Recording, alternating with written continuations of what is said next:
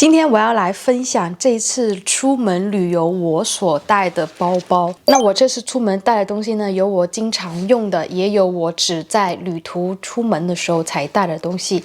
所以呢，今天要来给大家好好的说一下。每周更新一个新视频，不要忘记关注和点赞我的频道。那我们先来说一下我的这个包包。这个包包呢是 Lululemon 的这一个版本，名字应该是叫 All Night Festival 这个包。然后呢，它的容量非常能装，我买的是它的大号。我最喜欢它的一点呢，就是有非常多的分层，然后很多地方都是有拉链。不仅如此呢，它的这个大的拉链里面真的是超级能装，你甚至可以塞一把小一点的雨伞或者是一个水瓶都绰绰有余。那我个人的偏好呢，就是出门旅行我只喜欢带斜挎包，我不喜欢那种单肩包或者是双肩包，那种不太实用对于我来说。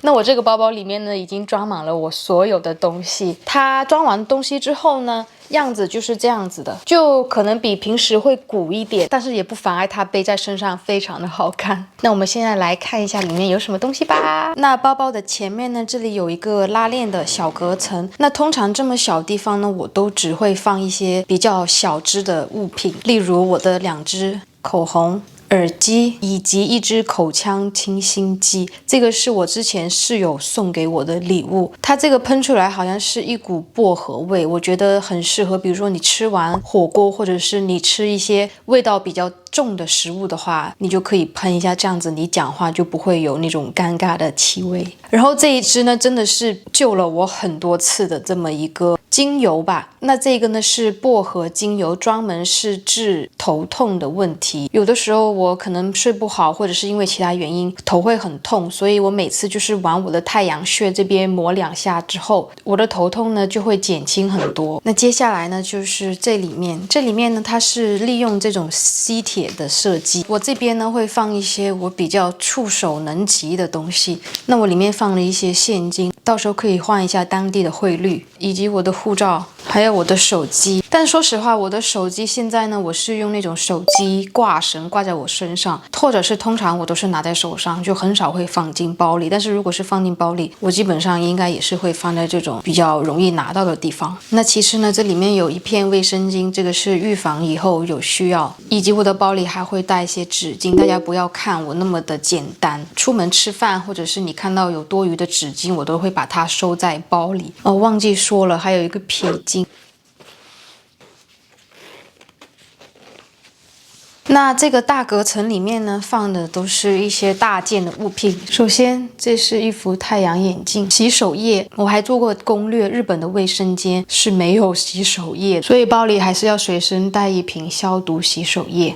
那我这次出门呢，我还带了我的 DJI Action 2的相机，然后以及一个小的支架。你们看到那些我拍的旅行视频呢，就是用 DJI 拍的，还有我的手机。因为出门我不想带我这台大的相机，所以一个小的相机呢，还是蛮方便去记录的。然后呢，下一个是我的钱包。那我出门旅游呢，我不会带所有的卡，因为我就怕万一我的卡弄丢了。所以如果是出门的话，我只会带我的证件以及2张卡就已经足够了，加上现在手机支付还蛮方便的，所以呢，我尽量会少带点卡。下一个呢，就是一个这么便携的太阳帽。我之前呢是从来不会戴帽子的人，而且你们也很少看我在视频里面戴过帽子。那我为什么这次会戴帽子过来呢？是因为我的皮肤还在恢复，然后我不想它受到那么多的紫外线的伤害，所以呢，我除了涂防晒以外呢，我还会戴帽子。OK， 那接下来2个物品呢，不是我每次出门都会带的，但是呢，有它们会更加的安心，那就是我的电子阅读器 Kindle。无论我多爱读书，我也不可能天天出门都带着它。比如说我要坐火车坐1到2个小时的话，那我的包里一定是会带 Kindle。但是如果说要去玩不同的景点，那我肯定不会带。所以呢，这个也不是每次都会在我包里的。那下一个物品呢，也是我之前在1个多月的欧洲旅行里学到的经验，就是一定要带这种购物袋。我之前去的几个国家呢，他们的超市是没有购物袋的。这个购物袋呢，真的很有意思，也跟了我蛮久的。我记得好像是在巴黎还是在英国买的，反正它也跟着我走到了很多国家。加上我在做日本攻略的时候，我听说日本的街上你是很少能见到垃圾桶，大家呢都建议说包包里一定要放一些塑料袋呀，或者是任何的袋子，所以我这个是必备。而且他们那边好像也没有塑料袋，所以我还是自行准备一个购物袋。那这个呢，就是我包包里面会装的所有东西。它里面空的样子呢是这样子，会比较平、比较扁，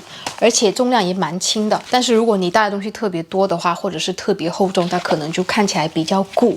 好了，那这期视频就到这儿啦。如果你们喜欢，不要忘记关注、点赞加收藏。顺便再说一下，在这个视频之后呢，我可能会陆陆续续发一些我的旅游视频，大家可以期待一下。那我们下期视频再见，拜拜。